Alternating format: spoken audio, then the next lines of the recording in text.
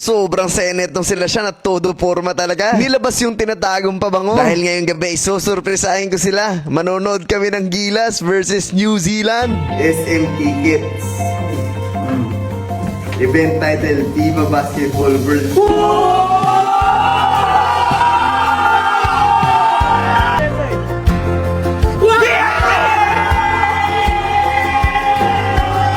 Isang hapon nag-i-ensayo sila, ang hindi nila alam ay meron silang sorpresang haharapin mamayang gabi. Dahil pagtapos ng ensayo, ay ayayain ko silang manood ng laro ng Gilas. At dito nga ay nakaligo na ang karamihan. Pero malalaman pa lang nila kaya pinagbibihis na sila ni Elden. Kinausap po ni Coach, base tayo. Bihis? Maporma. Seryoso? Sige, Coach. Hindi, seryoso. Oo. Anyway guys, naka-order na ba kayo ng Toy Story Collection? Kung hindi pa, pwede kayong humabol. Click nyo lang yung link sa comment section at makaka-order na kayo. And sa pagbili nyo ay makakatulong kayo ng malaki dahil lahat po nakikita nito ay ginagamit namin para sa mga misyon. Kaya guys, ano pang hinihintay nyo? Click the link and get your Toy Story Collection now. Kaya nga naganto ko eh. Short ka lang, Coach.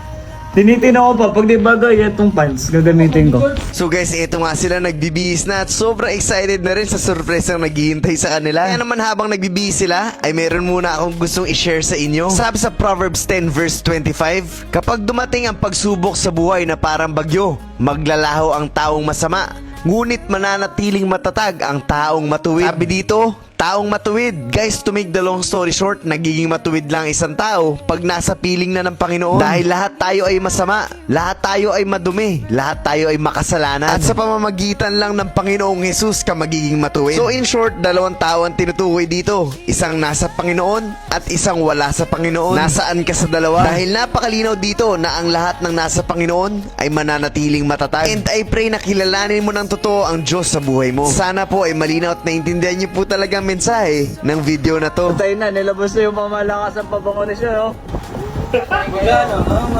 Ay, matinding pabango. Labasan ng mga pabangot damit, eh. Ano pabango yan? At ito nga, kitang-kita natin yung effort nila. Sabi ni Jamus, once a year lang daw niya susutin itong violet na sapatos. Ibig sabihin talagang excited sila. Nag-jacket ng iba at inilabas ang itinatagong pabango. At ito na ako, tinawag ko na sila. Wow! Sabi ko, streetwear lang po, Coach. Uy! Grabe! Ang pogi naman, no? Yan, pag napang.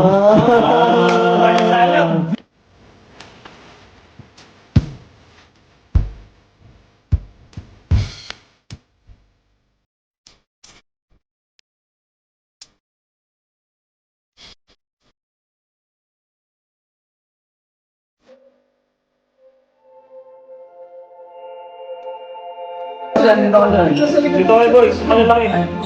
Tingnan nyo, saan tayo pupunta, papasahin ko lang ha.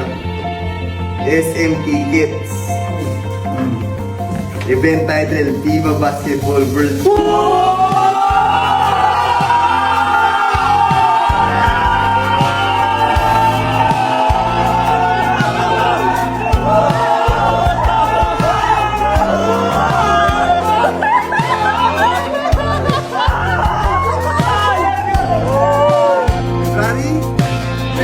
Anong date?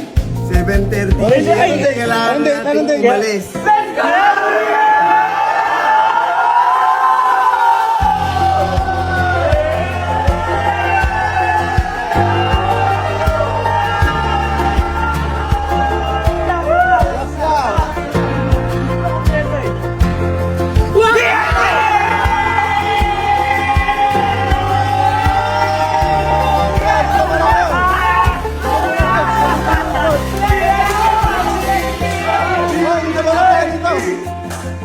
Ay,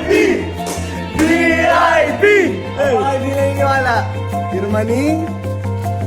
Tiawi! Oo nga, kaya sa kanya ka napangalan ko dun. Nakabahan, guys. Let's go!